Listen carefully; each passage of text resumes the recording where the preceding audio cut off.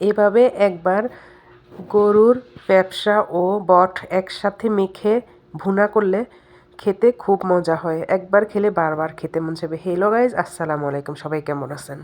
আমি এখানে 1 কেজি পরিমাণ গরুর বট ও গরুর ব্যবসা নিয়ে নিলাম। 3-4টা বড় আস্ত পেঁয়াজ কেটে দিলাম, কিছু কাঁচামরিচ কেটে দিলাম, সাথে কিছু গরম মশলা দিয়ে দিলাম, যেমন গোলমরিচ, লং, এলাচ, জিরা, 3টা তেজপাতা, দারচিনি, এগুলো দিয়ে দিলাম। সাথে পরিমাণ মতো হলুদ গুঁড়ো দিয়ে দিলাম এবং গরম মশলা দিয়ে দিলাম। এখানে গরম মশলা বলতে মিক্স মশলা, এখানে ধনিয়া, জিরা, তো সব মশলা একসাথে মিক্স করে ব্লেন্ডার করা পরিমাণ মতো দিয়ে দিলাম। সাথে পরিমাণ মতো লবণ দিয়ে দিলাম।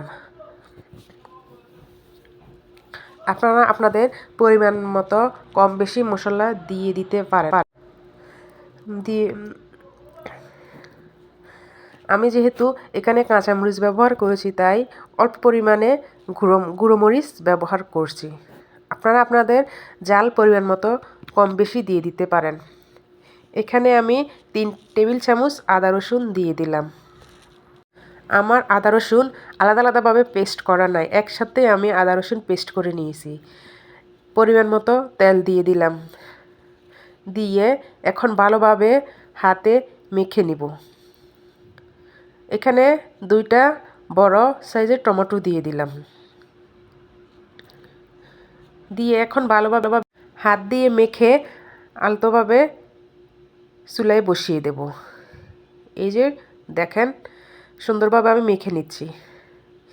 বিশ্বাস করেন গাইস, এভাবে একবার খেলে বারবার খেতে মন চাইবে।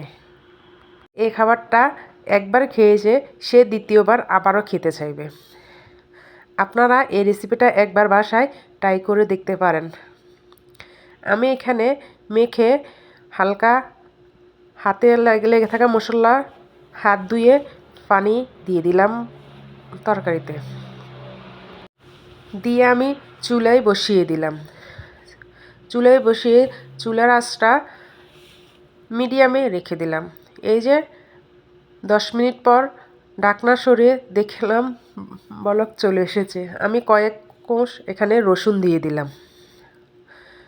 আমি এখানে রসুনটা আগে দিয়ে দিয়েছি, আপনারা একটু পরে দিলে ভালো হয়, কারণ আমার রসুনটা শেষ পর্যায়ে নরম হয়ে গিয়েছিল।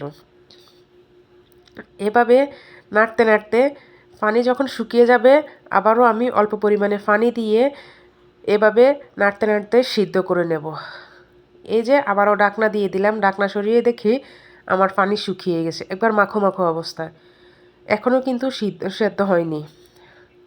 তাই আবারও নাড়াচাড়া করে পরিমাণ মতো পানি দিয়ে আবারও সিদ্ধ করতে রেখে দেব প্রায় 30 মিনিটের মতো। দেখেন এখনও দেখতে কি সুন্দর দেখা যাচ্ছে, মনে হচ্ছে এখনই খেতে পারবো, কিন্তু না, এখনও ভালোভাবে সিদ্ধ হয়নি।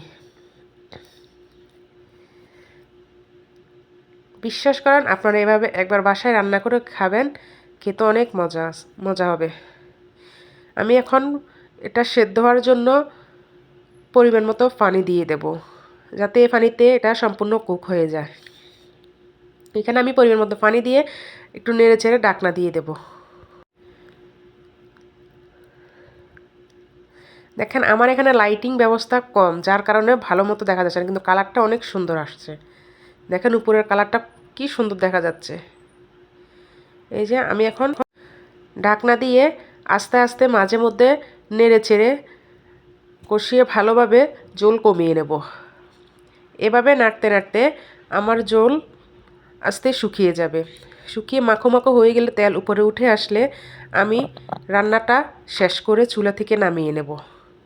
দেখেন আমার বটবোনার কালারটা কি সুন্দর, তেল উপরে কিন্তু বেশি উঠেছে, এর গায়ে এখন কোনো পানি নেই। দেখেন কালারটা কি সুন্দর।